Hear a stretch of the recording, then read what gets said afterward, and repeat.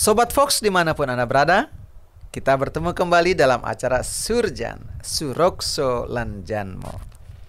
Namun, sebelum kita memulai acara Surjan ini, marilah kita berdoa kepada Tuhan Yang Maha Esa agar kita diberikan kemampuan untuk memahami ajaran-ajaran Dharma. Om Namo Bhagavate Vasudevaya.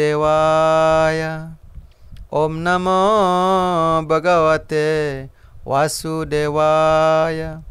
Om Namo Bhagavate Vasudevaya. Swastiastu Wiswasya Kalah Prasidatam Dhyayantu Bhutani Siwa Mitodia Manasca Badram Bajatat Adoksaje Awesyatam Womatir Api Ahai Tuki Narayanam Namaskrityam Naram Caiva Narotamam Devem Saraswati Vyasam Tato Jayam Udirayat. Om Agyana Timirandasya Gyananjana Salakaya Caksur Unmiritam Yena Tasmai Sri Gurave Namaha. Om Apavitra Pavitrawa Sarva Vastam Gatopiwa Yasmaret Pundari Kaksam Sabhaya Abhayantara Suci. Sri Vishnu Sri Vishnu, Sri Vishnu. Sobat Fox dimanapun Anda berada, kali ini kita akan membahas mengapa Bhagavad Gita dibutuhkan dalam masyarakat manusia. Nah, jadi hal ini kita jadikan sebagai trending topik dalam kehidupan kita, dalam kehidupan sebagai manusia. Kenapa sih kita butuh Bhagavad Gita? Kenapa sih kita butuh kitab suci? Kenapa sih kita butuh kerohanian? Nah, jadi kita jawab di sini. Jadi kita membutuhkan Bhagavad Gita, kita membutuhkan kitab suci karena kita sebagai umat manusia, khususnya orang Hindu, lupa akan hubungan kita dengan Tuhan. Ada sebuah sloka dalam bab 7 sloka 13 dari Bhagavad Gita menyatakan dengan sangat indah sekali.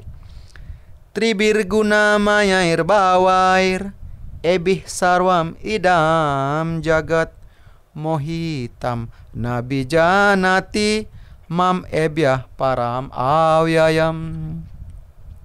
Tribirguna mayair bawair ebih sarwam idam jagat mohitam nabijanati mam ebyah param awyayam.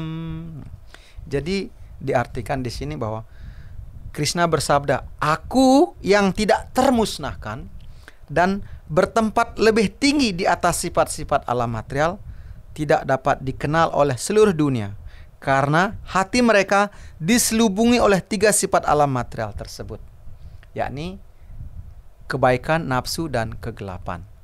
Nah, inilah yang menyebabkan kita membutuhkan Bhagavad Gita atau kitab suci atau hubungan kita dengan Tuhan. Sobat Fox dimanapun Anda berada, hubungan kita dengan Tuhan yang sudah terputus karena pengaruh daripada 3 sifat alam membuat kita lupa dengan Tuhan. Jadi di sini Tuhan bilang tempat tinggal beliau itu tidak termusnahkan. Nah, kalau kita lihat dalam sebuah sloka dari Bhagavad Gita, tidak termusnahkan artinya tempat tinggal beliau itu adalah rohani. Kalau di dunia ini, di alam material ini, kita masih mengalami rumah terbakar, hutan yang terbakar, kita udah pusing ya. Banjir di mana-mana, pusing juga gitu. Lenyap semua tempat tinggal kita. Namun di Bhagavad Gita, Krishna bersabda, tempat tinggalku itu tidak diterangi oleh matahari, bulan maupun listrik. Kenapa? Karena tempat tinggal Tuhan itu diterangi oleh Brahma Jyoti atau cahaya Brahman. Gitu. Jadi tempat tinggal beliau itu di sini dibilang tidak termusnahkan. Tidak pernah ada namanya pralaya atau peleburan yang menghilangkan tempat tinggal Tuhan. Tidak ada. Terus di sini dibilang tempat tinggal beliau itu lebih tinggi daripada alam material, daripada sifat-sifat alam material. Jadi di sana dikatakan bahwa tempat tinggal Tuhan itu adalah Satchit Ananda. Tempat tinggal beliau penuh kekekalan, pengetahuan dan kebahagiaan. Jadi tidak ada awal maupun pertengahan dan akhir di tempat tinggalnya Tuhan. Itulah mengapa kita umat Hindu ini memiliki tujuan yang mulia, yakni apa? Moksa. Moksa itu artinya terbebas dari penderitaan kehidupan material, terbebas daripada namanya bahagia yang bersifat material, bebas namanya dari penderitaan. Aku nggak punya uang nih, gimana caranya moksa? Nggak ada bicara seperti itu. Aku terlalu bahagia nih, aku nggak butuh moksa. Nggak ada. Jadi moksa itu dikatakan dalam uraian tentang tempat tinggal Tuhan itu, beliau itu di sana itu penuh dengan namanya pohon kalpawriksa, pohon yang memenuhi segala keinginan. Batu di sana bisa berbicara. Dia bahagia batu itu karena dia bisa melayani. Tumbuh-tumbuhan juga begitu. Binatang juga begitu. Semua makhluk hidup berbahagia di sana.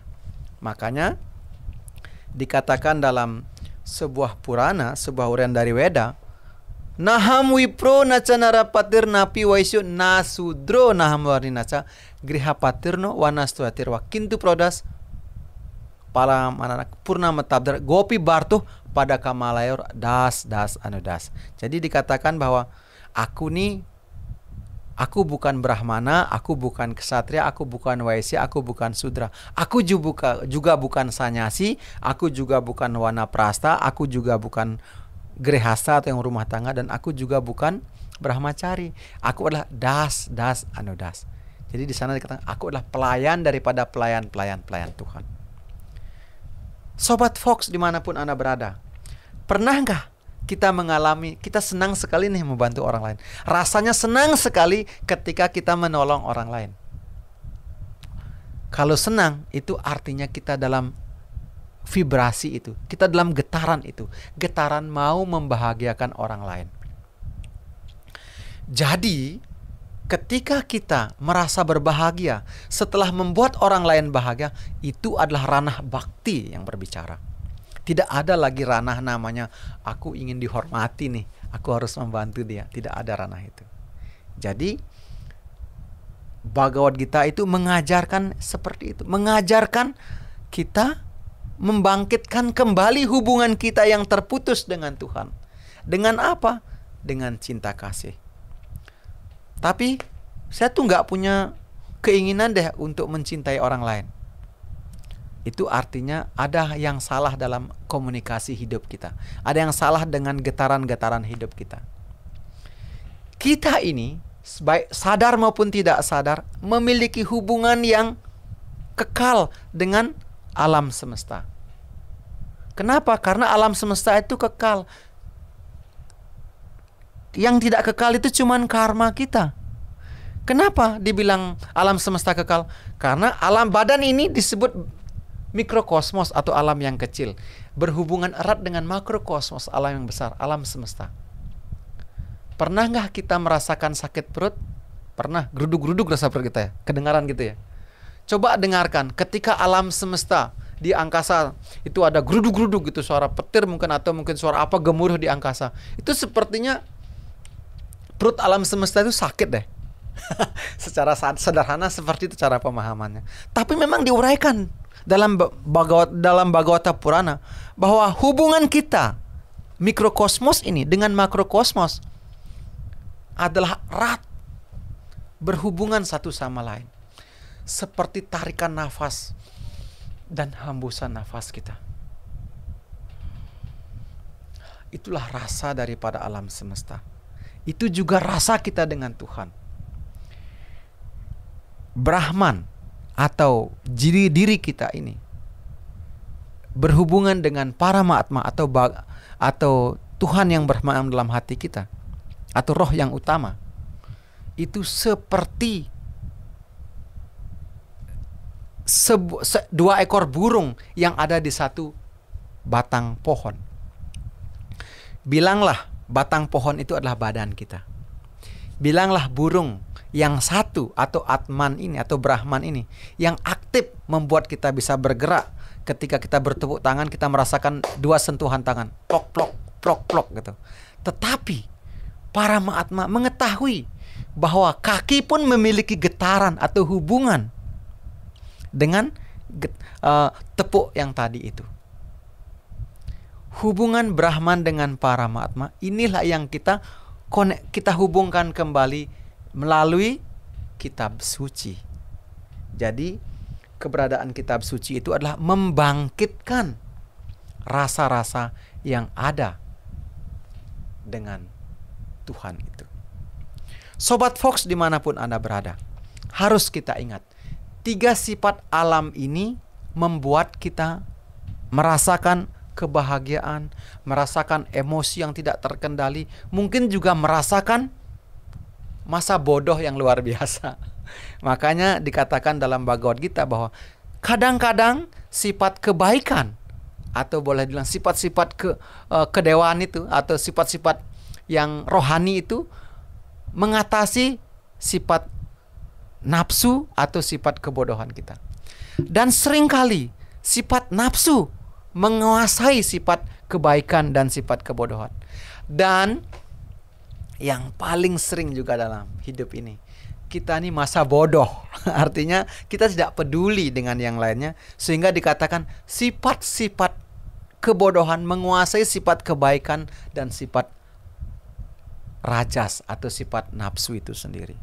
Nah, kitab suci atau ajaran-ajaran tentang Tuhan atau bakti ini mengatasi, menghubungkan kembali bahwa kita naik tingkat dari tingkat kebodohan sampai ke tingkat rajas atau sifat nafsu, dari sifat nafsu tingkat ke tingkat kebaikan. Dan kalau kita sudah sampai pada tingkat yang namanya tingkat kebaikan, kita mengawali hidup berhubungan dengan Tuhan, mengawali komunikasi kita dengan Tuhan, mengawali rasa kebahagiaan yang tinggi dekat dengan Tuhan. Karena di atas sifat satwam itu ada namanya sifat wisuda satwam. Inilah yang tingkat kita cari untuk berhubungan dengan Tuhan. Sobat Fox dimanapun Anda berada, tingkatan wisuda satwam ini membuat kita tidak pernah membeda-bedakan makhluk hidup yang lainnya. Kita tuh tidak ingin membuat sulit orang lain. Karena salah satu dari ajaran Bhagavad Gita adalah sebagai orang yang memiliki pengetahuan yang tinggi atau bergiana atau giani atau orang bijaksana, kita tidak pernah mempersulit kehidupan orang lain. Kita akan membuat orang lain berbahagia. Kita akan melihat baik dia seorang yang berpendidikan tinggi atau Brahmana berkualifikasi, baik dia seorang pemakan daging anjing atau mungkin memakan daging yang luar biasa lah, atau seekor gajah, seekor sapi, atau mungkin seekor anjing. Kita tak pernah membedakannya, tetapi kita melihat dalam jiwanya, melihat atmannya di sana. Makanya ada sesanti atau ajaran kedamaian dalam Hindu, Aham Brahmasmi, aku adalah Brahman. Ada juga Tatwam Asi, aku adalah engkau. Penderitaanmu adalah penderitaanku, kebahagiaanmu adalah kebahagiaanku. Itu diajarkan dalam Weda. Sobat Fox, ini menjadikan diri kita membutuhkan kitab suci. Inilah yang membuat kita membutuhkan bakti. Inilah yang membuat kita membutuhkan karma yang berhubungan dengan Tuhan. Inilah yang membuat diri kita membutuhkan giana atau pengetahuan yang berhubungan dengan Tuhan. Jadi, mari kita mantapkan hati kita untuk selalu ingat kepada Tuhan. Ingat kepada pelayanan bakti itu. Jadi hal ini menjadikan kita berbahagia nantinya. Hubungan yang harmonis dengan Tuhan tentunya juga harmonis dengan seluruh ciptaan Tuhan. Tidak ada namanya harmonis itu milih-milih ya. Harmonis itu pasti semuanya memberikan kebahagiaan. Sobat Fox, demikian alasan kita mengapa kita membutuhkan kitab suci, mengapa kita membutuhkan Bhagavad Gita.